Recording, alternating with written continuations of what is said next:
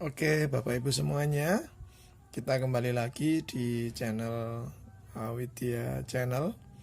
Ya, kita masih membahas satu buku dengan sampul putih, karangannya dari Robert T. Kiyosaki, terbitannya Gramedia, dengan judul The Cash Flow Quadrant.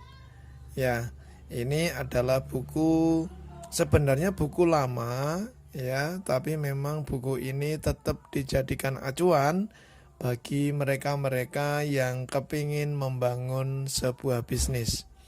Ya, bukan hanya untuk membangun sebuah bisnis, tapi juga bagaimana caranya seseorang mempunyai yang namanya aset.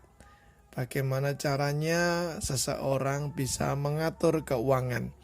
Jadi buku ini kami rekomendasikan buat Bapak Ibu semuanya yang kepingin pindah kuadran, kepingin tidak sekedar ganti pekerjaan, kepingin bagaimana cara mengatur keuangan, dan terakhir adalah kepingin punya aset ya. Aset adalah sesuatu yang bisa terus menghasilkan walaupun kita tidak bekerja lagi. Nah, itu definisi dari aset ya. Ada aset yang statis, ada aset yang dinamis. Ya, ada dua jenis aset. Jadi ada aset yang statis, ada aset yang dinamis. Ya, aset yang statis adalah contohnya adalah mungkin kos-kosan. Ya, Bapak Ibu punya kos-kosan, taruhlah 10 kamar. Satu kamar 500.000. Berarti satu bulan kalau full itu bisa menghasilkan 5 juta. Bulan depan gimana? Bulan depan kalau full lagi ya 5 juta lagi. Itu namanya aset statis. Tapi ada aset yang dinamis, aset yang bisa terus berkembang. Ya, salah satunya adalah perusahaan. Ya, yang kedua adalah bisnis jaringan. Ya, kita akan bahas kelanjutan dari episode 9, yaitu kenapa bisnis buku ini menyarankan orang untuk yang tidak punya modal, tidak punya keahlian, dan dia kepingin punya bisnis tanpa harus beresiko bangkrut. Itu kenapa disarankan di bisnis jaringan. Ya, kita akan lihat bersama-sama. Kalau di buku ini di bab 4 ya, kita akan buka langsung bab 4.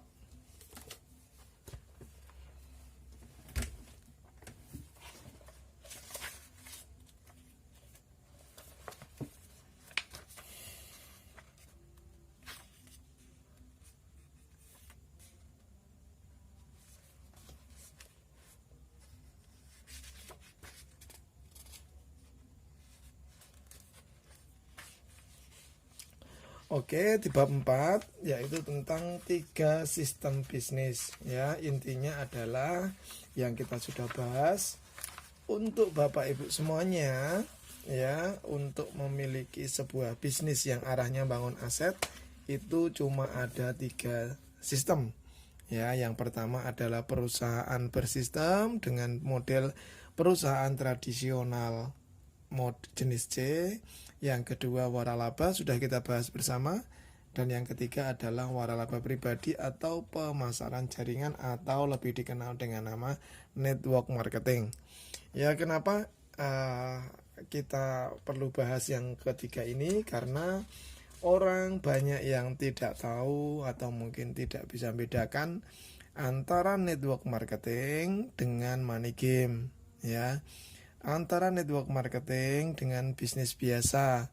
Kenapa keunggulannya network marketing? Kenapa kok bisa jadi aset? Nanti saya akan jelaskan sesuai dengan apa yang ada di buku ini.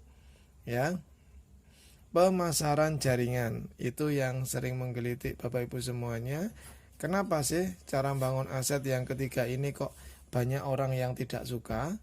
Ya, atau disebut di sini kalau untuk pemasaran jaringan biasa disebut dengan multi level marketing atau sistem distribusi langsung ya.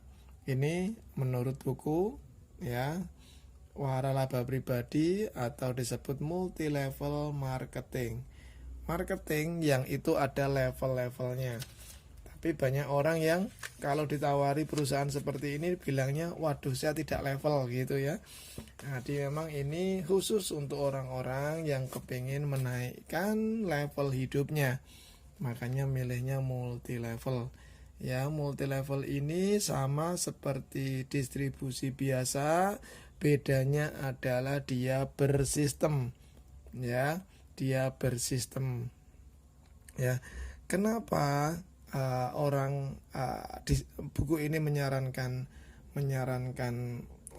kita untuk membangun multi level, ya, untuk bergabung di multi level dan kita jalankan. Salah satunya adalah kekuatan network marketing ini, kekuatan yang maha dahsyat, luar biasa. Ya, karena apa? Karena bisnis ini dibangun dari manusia ke manusia, terus menerus seperti itu, sehingga kekuatannya akan semakin dahsyat. Ya, aset yang berbentuk manusia itu lebih awet daripada aset yang berbentuk barang. Ya, dan perkembangannya bisa sangat dinamis sekali. Bulan ini mungkin penghasilan Bapak Ibu cuma 1 juta. Bulan depan bisa sampai 10 juta. Itu yang namanya dinamis. Ya, tergantung dari apa? Tergantung dari penjualan. Kenapa buku ini nyarankan orang untuk ke network marketing? Salah satunya adalah banyak orang pengen pindah kuadran tapi tidak berani melepas pekerjaan. Banyak orang kepingin pindah kuadran ke kuadran B tapi tidak punya modal. Banyak orang pengen pindah kuadran tapi tidak punya kemampuan. Banyak orang kepingin pindah kuadran tapi tidak mau ambil resiko. Sehingga jalan satu-satunya buat mereka yang hanya punya kemauan aja, tekad aja, itu cuma ada di bisnis pemasaran jaringan.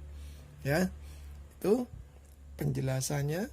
Intinya begini, Bapak Ibu semuanya, ya, untuk berpindah kuadran ke kuadran B, ini ya, ke kuadran B, cuma ada 3 cara, ya. Kalau Bapak Ibu bisa melakukan cara pertama, silahkan. Kalau punya modal banyak, miliaran atau mungkin triliunan, buka perusahaan. Itu cara pertama. Cara kedua, ya, dengan cara membeli waralaba atau franchise. Ya, sudah saya singgung di pertemuan episode 6, 7 mungkin, kalau nggak 8, ya, itu beli waralaba. Ya, untuk orang-orang yang tidak punya modal, itu memang di episode 9 kemarin sudah kita sebutkan ada satu cara yang namanya network marketing, ya, pemasaran jaringan. Perlu diketahui, tidak semua network marketing itu nantinya bisa jadi aset. Tidak semua network marketing nantinya bisa jadi aset. Perlu digarisbawahi, ya. Kenapa seperti itu? Karena kita harus pinter-pinter milih network marketing mana yang kita mau bangun aset di situ, ya. Ada beberapa pilar yang perlu kita ketahui. Tidak cuma sekedar perusahaan, tapi ada 5 bagian, 5 pilar yang perlu kita ketahui sebelum kita memilih perusahaan multi level. Ya, jangan sampai terjadi Bapak Ibu semuanya sudah putuskan untuk bergabung di salah satu perusahaan network marketing dan ternyata setelah berjalan 1-2 bulan perusahaannya bangkrut. Jangan sampai terjadi. Kalaupun tidak 1-2 bulan, 1 tahun, 2 tahun ternyata bangkrut. Yang rugi siapa? Bapak Ibu semuanya. Sudah capek-capek bangun aset, ternyata perusahaannya bangkrut. Makanya pilar pertama tentang perusahaan. Perusahaan ini harus perusahaan yang besar, ya. Tidak harus perusahaan yang baru berdiri, tapi perusahaan yang besar. Besar dari apanya? Bisa juga karena visinya. Itu yang pertama. Harus punya visi 10 tahun, 15 tahun, 20 tahun ke depan. Ya, itu mencerminkan perusahaan besar. Ya, yang kedua memang harus jelas kantornya ada di mana, pemiliknya siapa, pemegang sahamnya siapa, laporan keuangannya gimana. Nah, itu dari segi perusahaan. Jadi tidak sembarangan kalau Bapak Ibu mau memilih perusahaan multilevel, bukan hanya sekedar diiming-imingi nanti penghasilan besar, penghasilan instan, nanti langsung dapat sekian, bisa terus menghasilkan tiap bulan dan sebagainya. Tidak seperti itu Bapak Ibu. Tapi perlu dipilah betul. Cara milah pertama adalah perusahaannya seperti apa. Semakin perusahaan besar, semakin bagus. Kalau titik pertama ini sudah, saya minum dulu ya.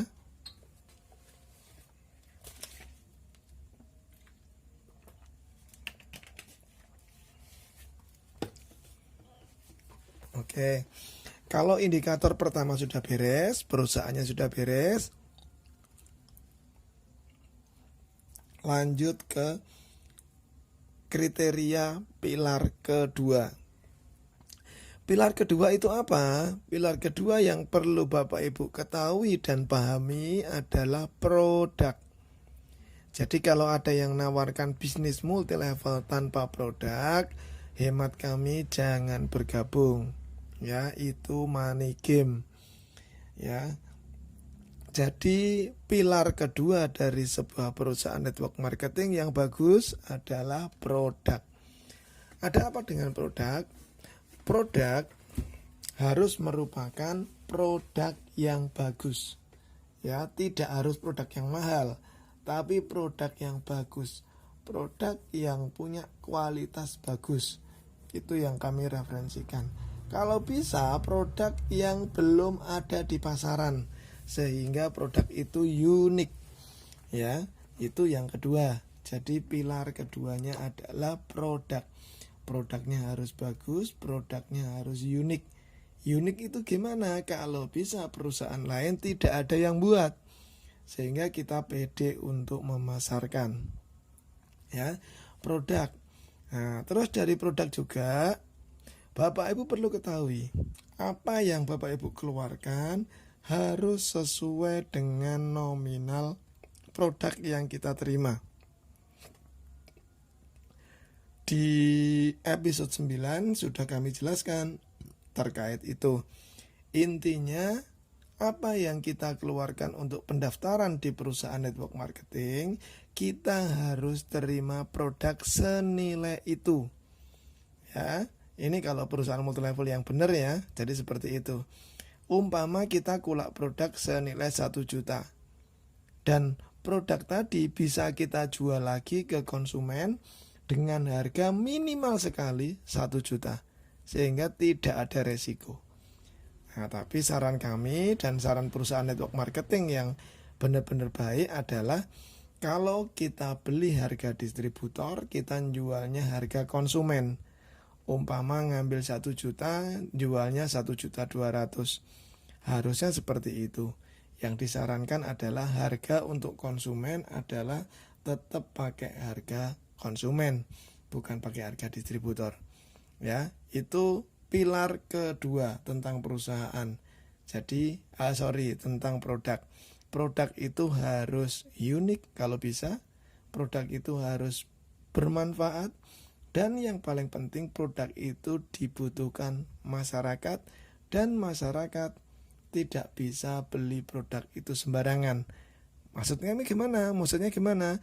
Produk itu tidak dijual bebas di warung atau di toko. Ya, kalau bisa seperti itu. Sehingga produk ini benar-benar eksklusif. Itu dulu perjumpaan kali ini. Kita akan lanjutkan di episode 11. Terima kasih.